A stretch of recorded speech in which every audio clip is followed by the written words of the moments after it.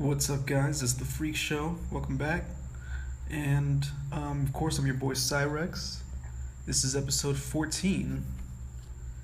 Now, honestly, I'm a little bit lit, and I think I'm just going to talk right now.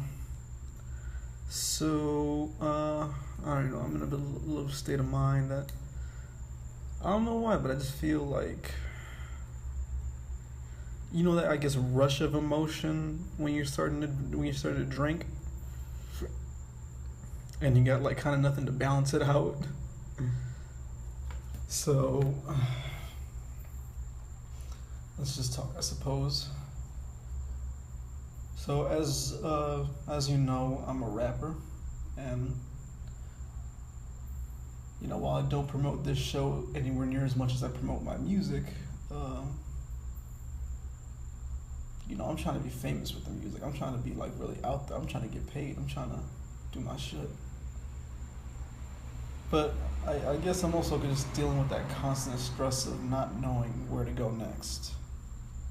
Like not knowing what to try, not know. I mean, I've spent so much of my life, I guess, mortally afraid of, making mistakes in a public forum. Because, in music, when you're trying to put yourself out there, when you make big mistakes or when you just flub or, when it's like that, a lot of people are going to see that.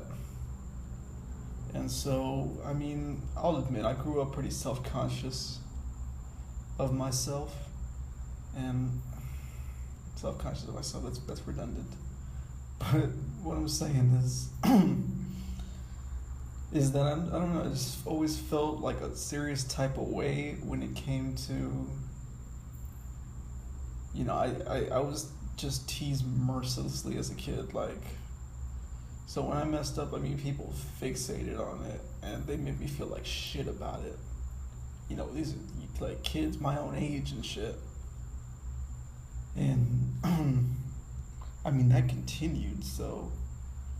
I basically just developed this sense of keep it down, keep it quiet. I'll admit I couldn't handle that teasing.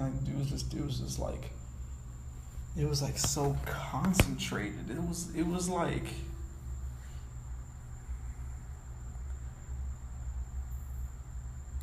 picture like you're in the middle of a room and a bunch of guns are aimed at you. And they fire, but damn well you're not gonna die. You know damn well this is not going to kill you. This is just gonna fuck you up.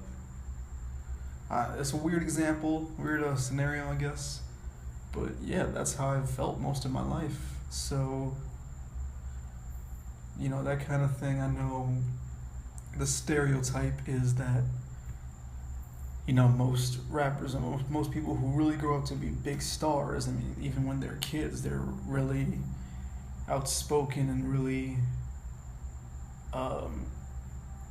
even if they're not confident, even if they're not the most confident, they're bombastic. And they make themselves heard. So,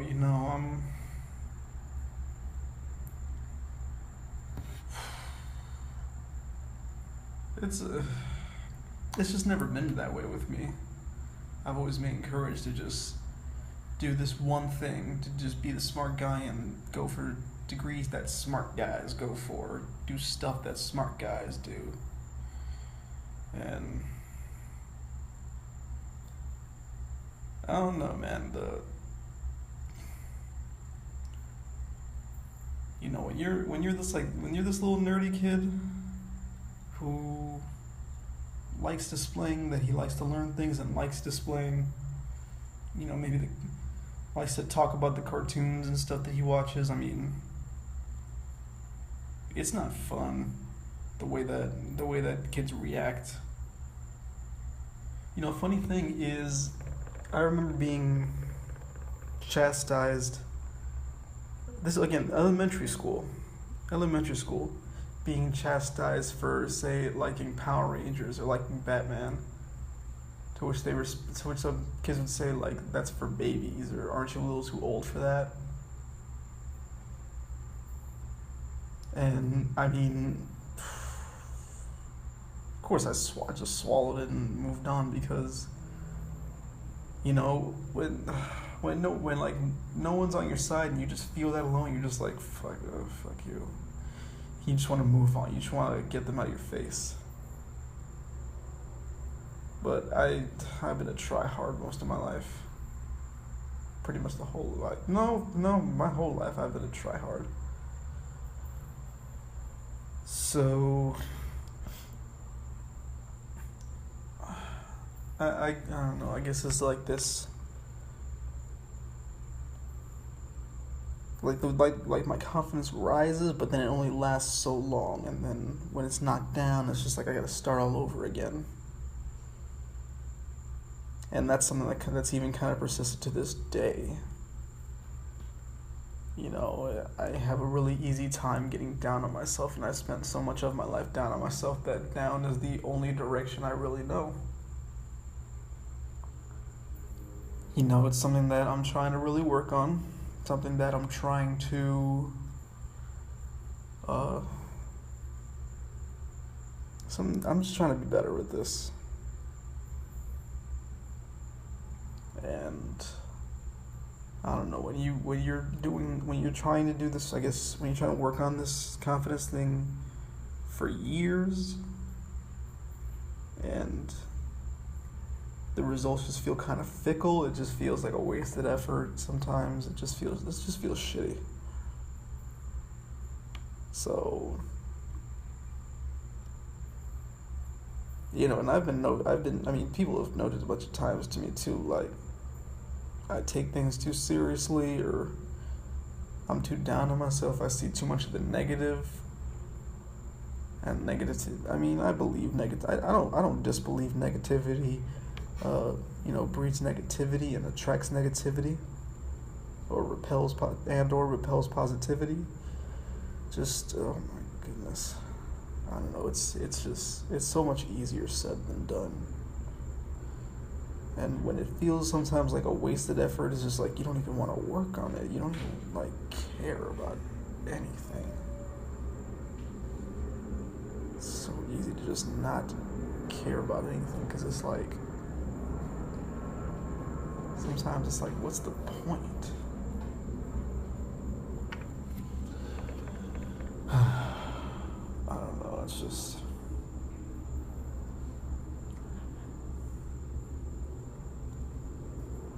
I don't know. That's one of the other things too. Is like with my music too. I feel like, I don't know. Most of the time, I feel like people even around me don't support it.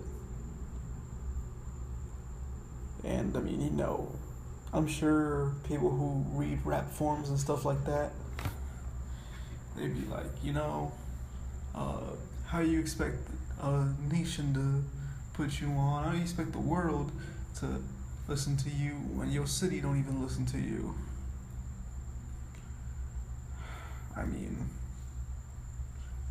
how do I expect the city to listen to me if the people, for the most part, the people who are supposed to be my friends don't even listen to me?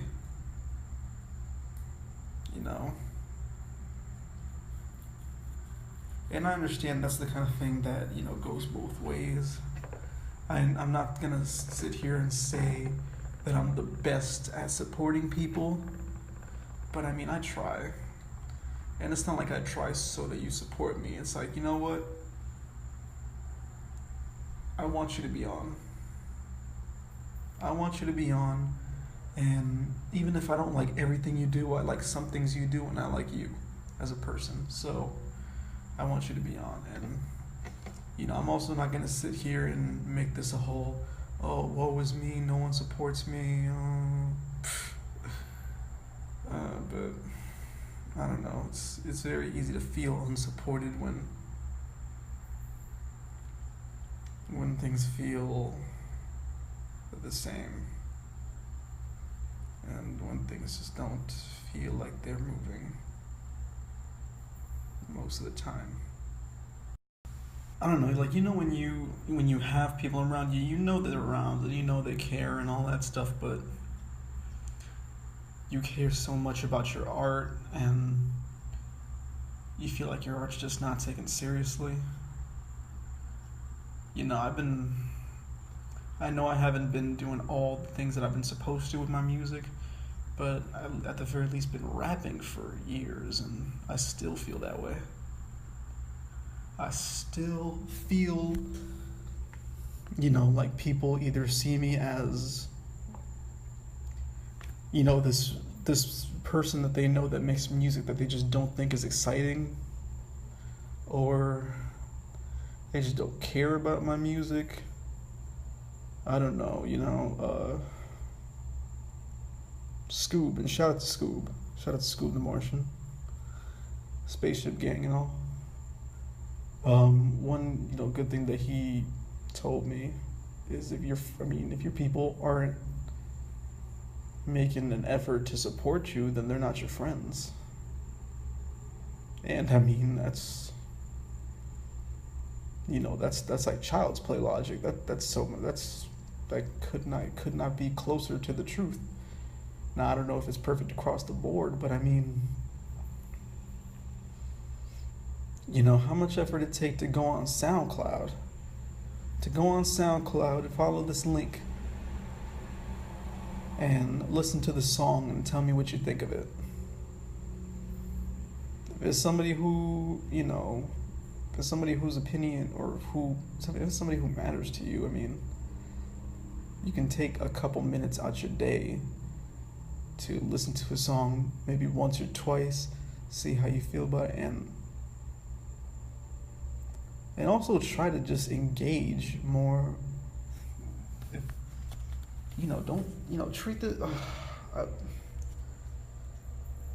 I guess that I want them to also treat me like an artist and not just that person they know.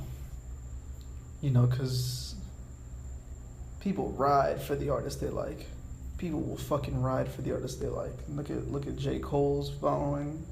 Look at Kendrick's following. Young Lean's following even. Odyssey's following. Odyssey is so dope. Shout out to Odyssey. I mean,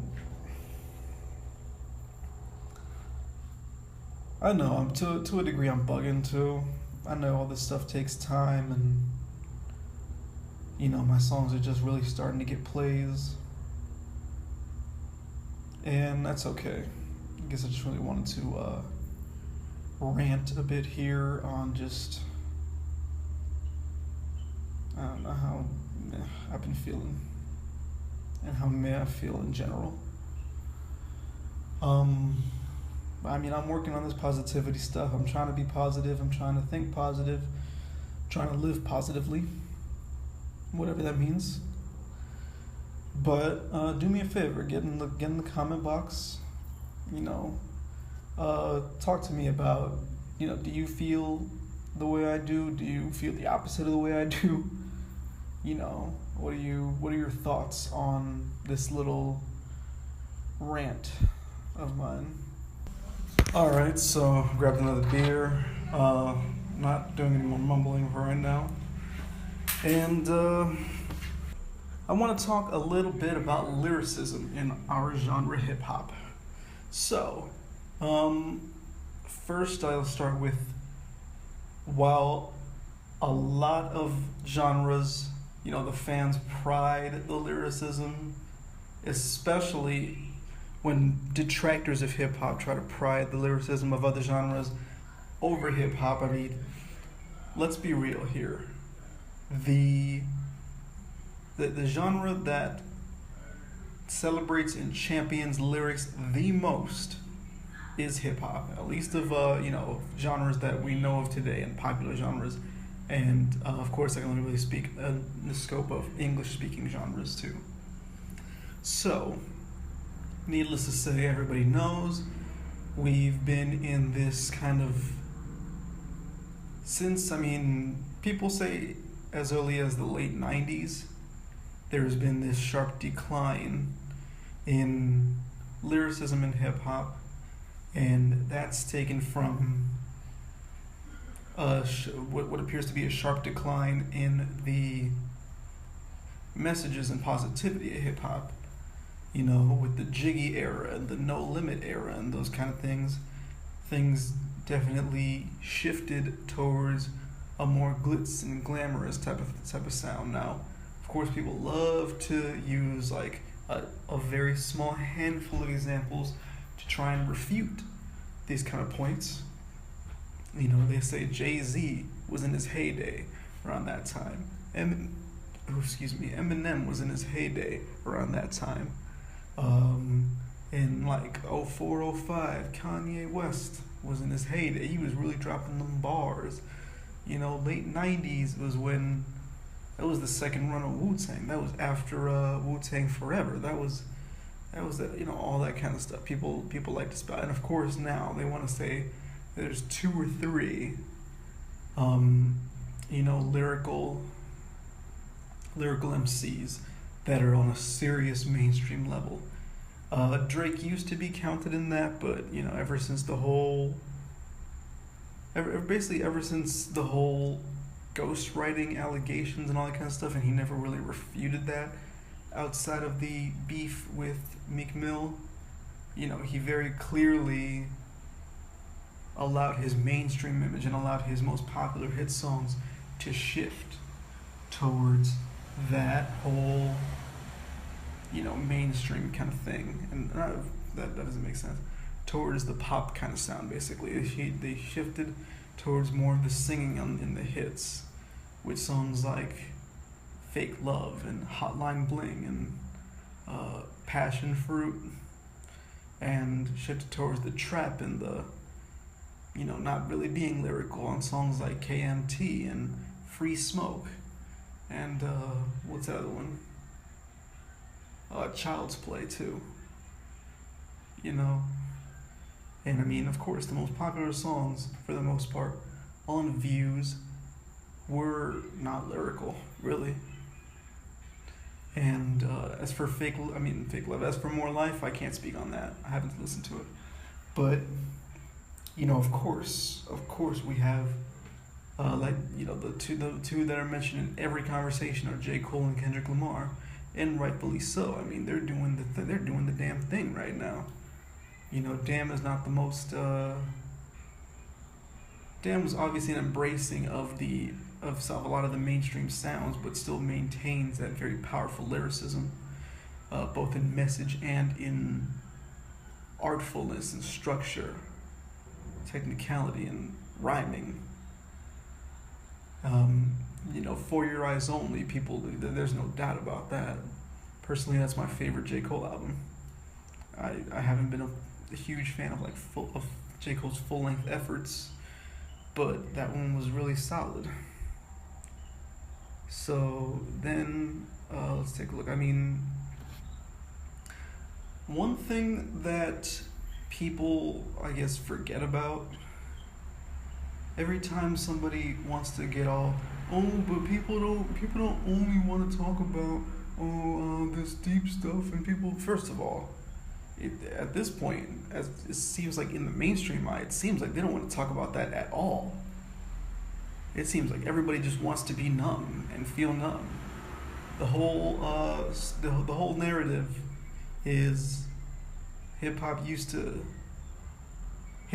rappers used to talk about the drug dealers, and then they became the drug dealers, and then they became the drug abusers. And I mean, there's quite a bit of truth to that.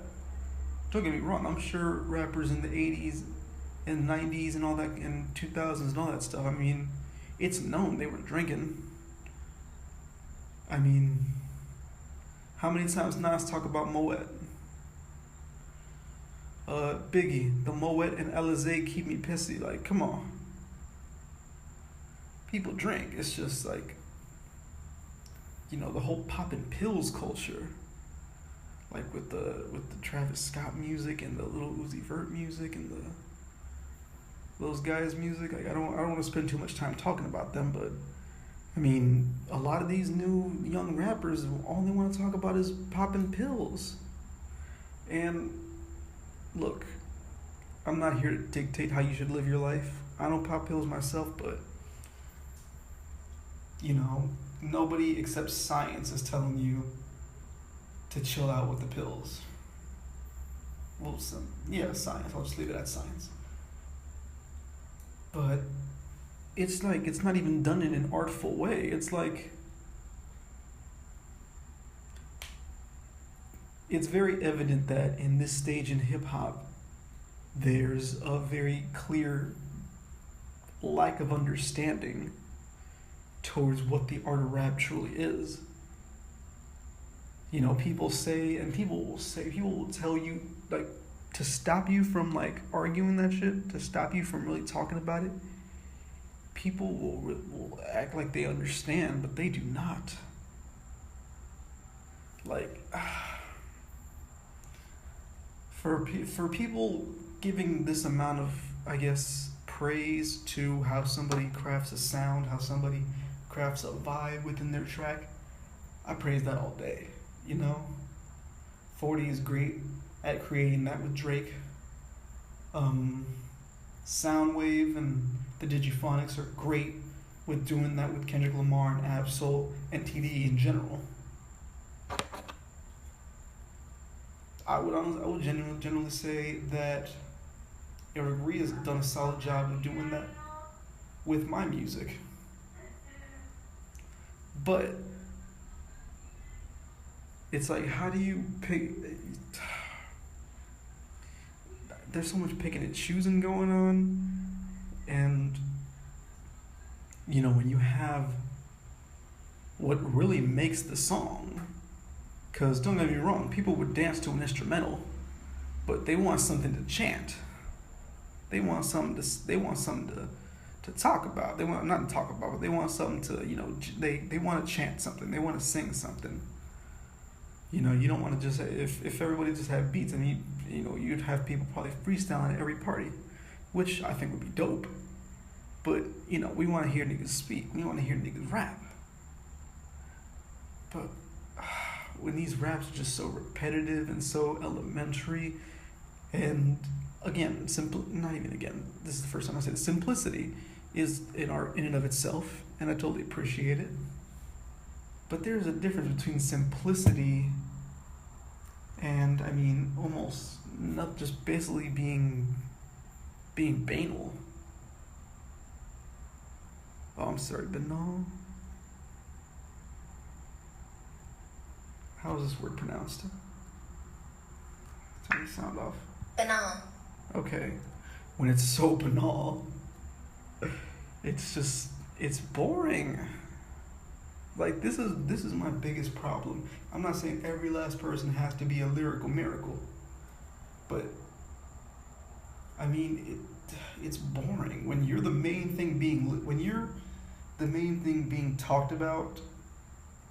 When a guy like, you know, everybody knows that dudes like Lil Yachty, Lil Uzi Vert, and you know, guys like that, they don't really produce their own music. They don't make the beats. They just rap. You know, Migos don't produce either. But Migos have an an appreciation for the art of rap, the creativity behind rap, the creativity behind saying this thing in this different way. I'm seriously here trying to think of an example, because I don't even have any lyrics that are a good example of that memorized or anything, but I'm pretty sure it does happen in T-shirt. Okay, yeah. 17.5, same color T-shirt, white. You know, talking about selling work, talking about getting it for 17.5. Now, I mean, if you don't know what 17.5 means, you know, think about buying a car. I will leave that at that. But there's an art to this. It's not just saying the stupidest possible thing that comes to your mind, nor is it just like sitting there like talking about blow me like a cello. Blow me like a cello, yo. And I remember when I read that, this boy when I read the Rap Genie's explanation of that "Blow Me Like a Cello" line, this boy seriously tried to make the excuse that his A&R or whoever was around him didn't think of that. Motherfucker, how do you not, like, if you're not sure, you have a smartphone. There is no doubt in my mind that every rapper who is popping, every rapper who has a really anticipated album, has a smartphone. You know what? Blow me like a cello. What? Let's be sure let's be sure you blow a cello to make music first. Like, how? This boy is out here thinking he's doing the best business.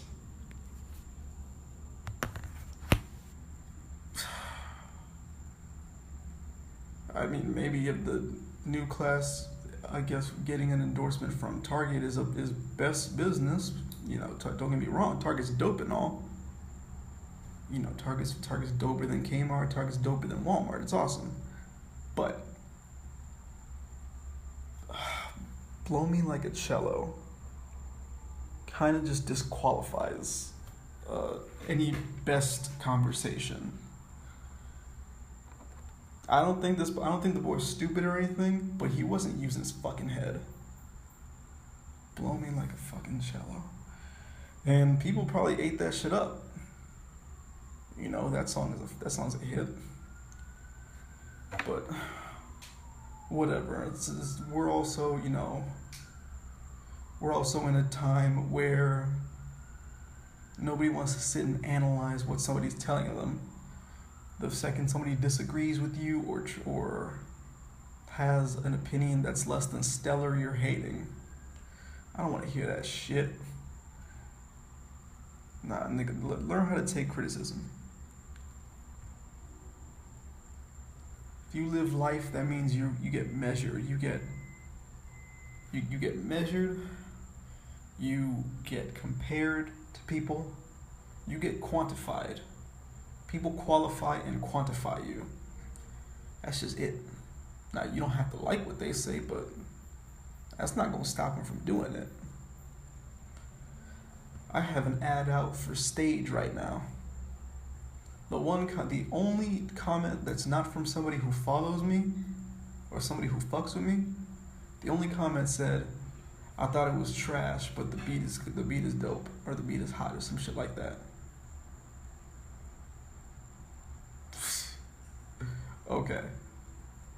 Okay, buddy.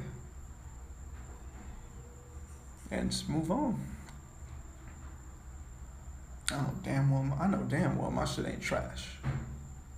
Damn well. So, but I'm getting sidetracked here. There's this word that goes around, and it takes on a myriad of forms. But shout out to Dead End Hip Hop. You know, one of the best channels on YouTube, period. FIFO from Dead End Hip Hop, he's referred to some rappers as spitterific. And, you know, there's a lot, like I said earlier, lyrical miracle, that's what Louis uses. Shout out to Louis, that's my nigga, that's my best friend. You know, that's basically terms that people use to describe rappers who they claim are only bars and nothing else. Look, it appears that what they mean to say when they say things like that, it appears anyway, that what they're trying to refer to is they're trying to point out that this focus on lyricism that hip-hop culture has basically needs to... What they're basically saying with that is this focus on lyricism affects the fact, or is maybe displayed in the fact that so many artists who are considered lyrical don't seem to know how to write songs. And I mean, I get that, and I don't. Because they're talking about songs in the traditional sense, or in the traditional pop sense, basically. You know, and songs can take on a million different forms. I mean, there's some songs that are, just a single verse. Some songs that are maybe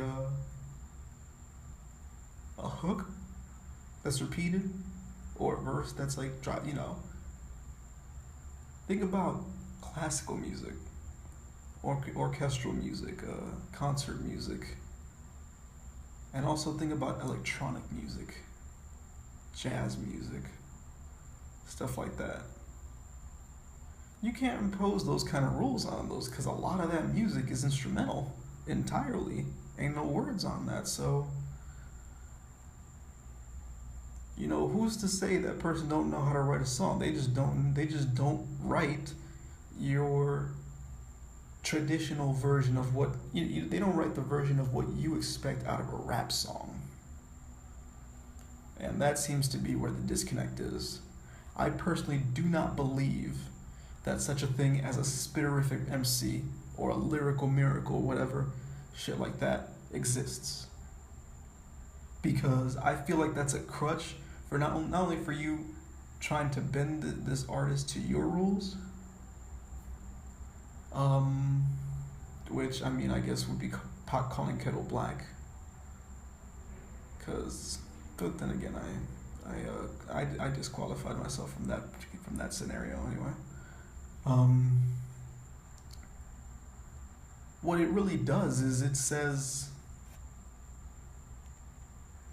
you don't care about what this person's saying. You don't think you think just because of the way they're coming at you, that they're not saying anything worth listening to, or they're not saying anything that's going to stick with anybody. The whole point of this, the whole point of lyrics being the centerpiece of hip-hop, the true centerpiece of hip-hop, is to listen in to what's being said. Hip-hop is the world's greatest example, at least in my opinion, the world's greatest example of it's not what you say, it's how you say it. Because you could talk about, how many times has Eminem talked about pills? How many times he talked about his, Vicodin habits? But he does it in such a creative way, such a lyrical way. Like, it's actually fun breaking these things down. And I know not every last person is gonna understand how this works. A lot of people just don't care. So, to all of you listening out there, spitterific MCs don't exist. They're just making a different type of song. They're innovating. They're doing what they do. They're doing their art their way. And I don't hate on these particular artists for doing their art their way in and of itself. Personally, if I don't fuck with your art, I'd rather just, avoid your art rather than going out of my way to talk shit about it. Now, if somebody's gonna try to press me about my opinion about it, I'm gonna share it. And that artist and or their fans would not like what they hear from me. Oh well. I don't like what I hear from them. I can admit all day that I'm certainly not the hugest proponent of the whole conscious rap. I personally don't even like that label. Especially with Talib Kweli. Shout out to Talib Kweli, of course, one of the gods of the game. Y'all ain't heard the 7, you're missing out. I remember he had stated on the Colbert Report, obviously this was back in 2014 before the show ended, that he saw it as a limitation. Even though he sees it as a compliment, he sees it also as a limitation. He sees it like people will only accept him talking about this. And I think that that reality may have translated into the opposite. People only want to see him talk about this in the music. Because when he's like, when he's living his truth, the same truth that he expresses in his music, I, I don't know if you guys have seen his Twitter. Yo, this man, Taquali, he is basically, picture he's Chris Hansen and his show is To Catch a Racist or To Catch a Bigot in general. Yo, just the way he catches them, catches them in their own lies, catches them in their bullshit, and just slays them. Like, that man is doing some serious good work. I fucks with it. I really do. And he's still finding time to march and make all his music and stand by the things he says in his music. And I'm just surprised because so many people who I guess don't. I think they just get annoyed with like seeing him engage racists on Twitter to expose them. They'd be like, either the racists or just the people, the sympathizers. They'd be like, oh, why don't you keep it in the music? Like, nigga, what? What's the point of the music if you ain't living it? That's not true, but it's the same way that people expect a gangster to be a gangster. Like, people expect 21 Savage to be as savage as he is in No Heart. Why the hell should you not expect Talib Kweli to be the same Talib Kweli from Get By, the same Talib Kweli from Listen, the same Talib Kweli from Definition, from the entire, all of his work, really.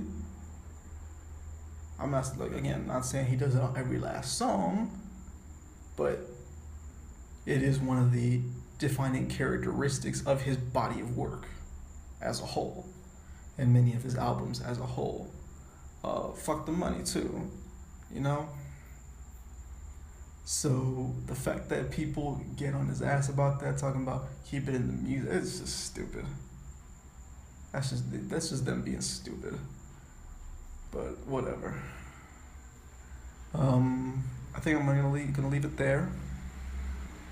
So once again, I do wanna thank you guys for listening to / watching the show, for enjoying it, especially if you listen all the way through. Shout out to you. So shout out to the notification squad. Shout out to I'm gonna come up with a name for the squad who listens all the way through.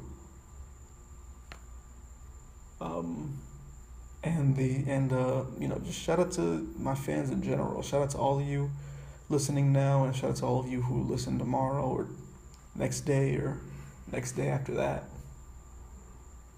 I definitely enjoy doing this, and I'm gonna get on this some more, make sure I do a lot more of these episodes. And be sure to follow me on Twitter, on Instagram, Facebook, SoundCloud, YouTube, all the apps. CyrexMC, CYREXMC. So yeah, be sure especially to follow and add the free show to your playlists too. And once again, thank you so much for listening. My name is Cyrex. This is The Free Show, episode 14. Have a great night.